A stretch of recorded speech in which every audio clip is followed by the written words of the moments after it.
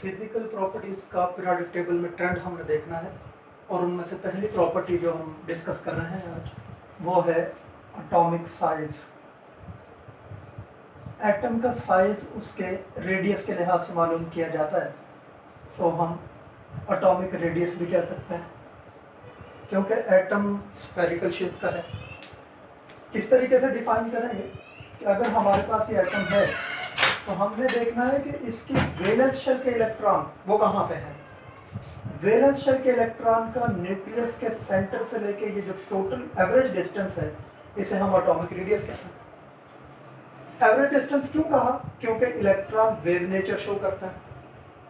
तो इस लिहाज से टेबल में अगर हम ट्रेंड देखें, ट्रेंड इन पीरियोडिक टेबल, तो दो चीजें हैं हमारे पास टेबल में, ग्रुप्स और पीरियड्स। ग्रुप्स की बात करते हुए तीन चार बातें हमने जहन में रखनी है। तीन बातें जो ग्रुप में चेंज होती हैं। क्या? एलिमेंट का एटॉमिक नंबर, दूसरी बात नंबर ऑफ शेल्स, और तीसरी चीज शील्डिंग इफेक्ट।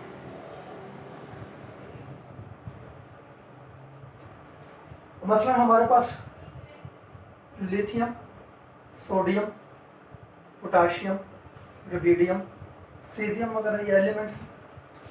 हम देखना चाह रहे हैं कि down the group atomic radius पे क्या फर्क पड़ेगा।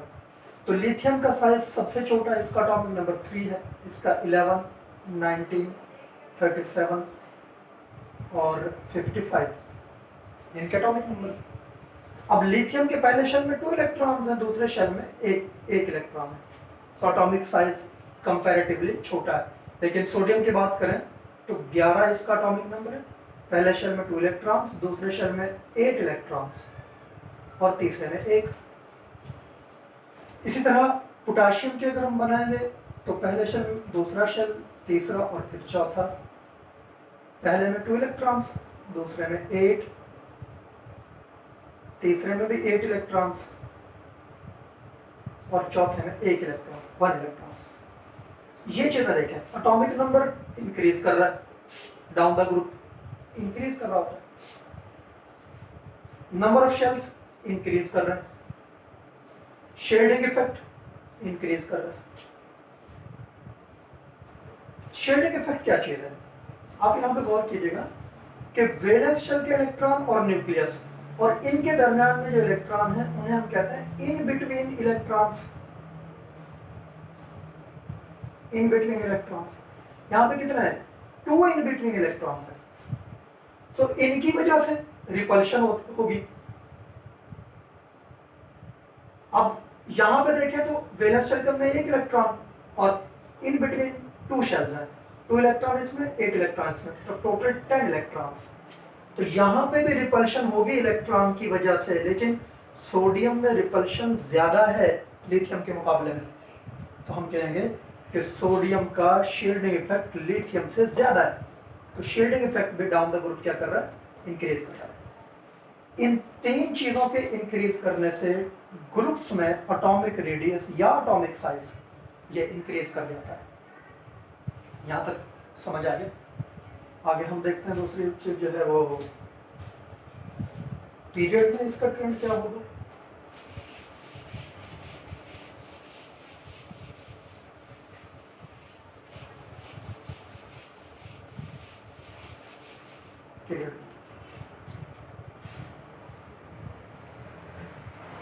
पीरियोडिक टेबल में पीरियड्स लेफ्ट से राइट को वर्ड हॉरिजॉन्टल रोज होती है।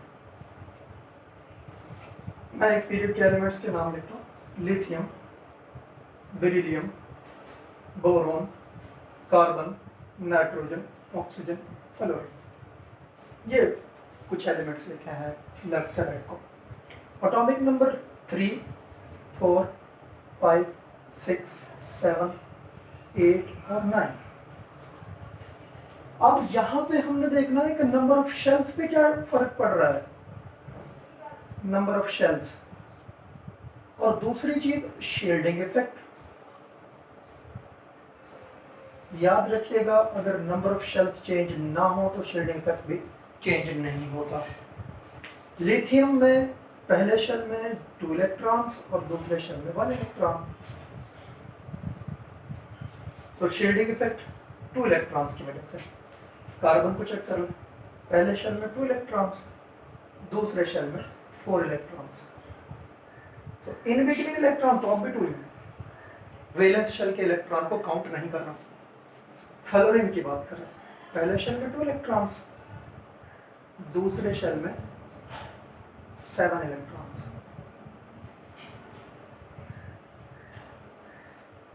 नंबर ऑफ शेल्स सेम है, 2 2 और 2, इसी तरह इन सब में 2 2 होंगे। So number of shells not increasing, change नहीं हुआ है।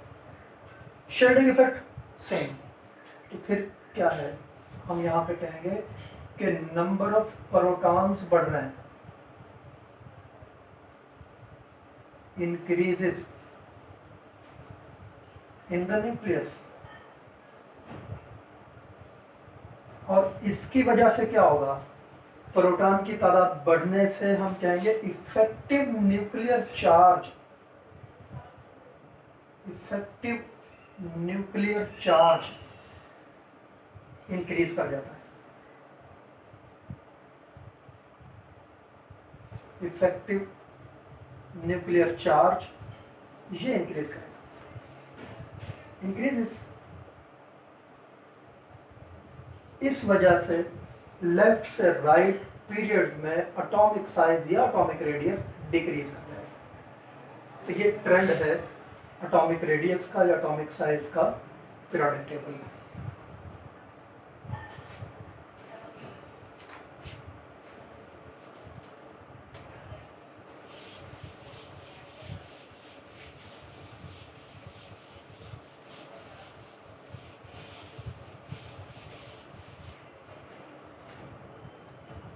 एटम के अंदर इलेक्ट्रॉन की तादाद और प्रोटॉन की तादाद बराबर होती है।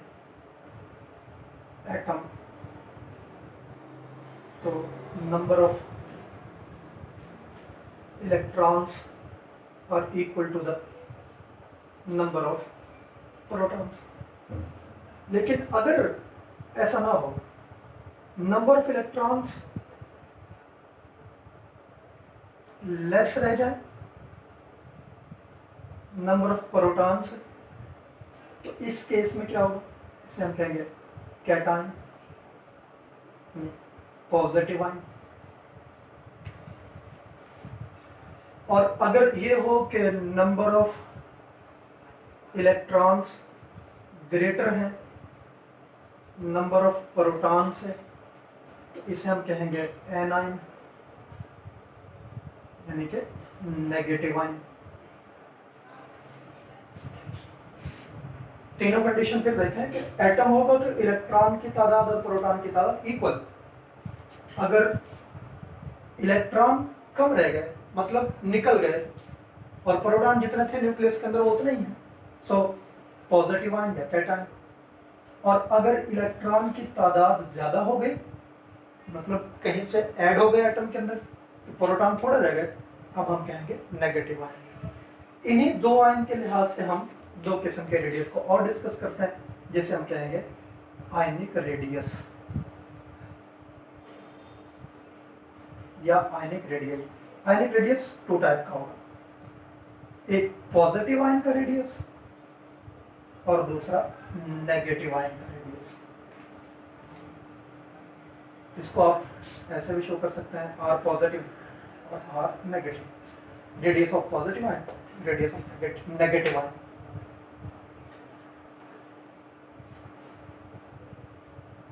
एक शॉर्ट क्वेश्चन बहुत इंपॉर्टेंट है, खासतौर पे इस पर अपना तवज्जो करनी है कि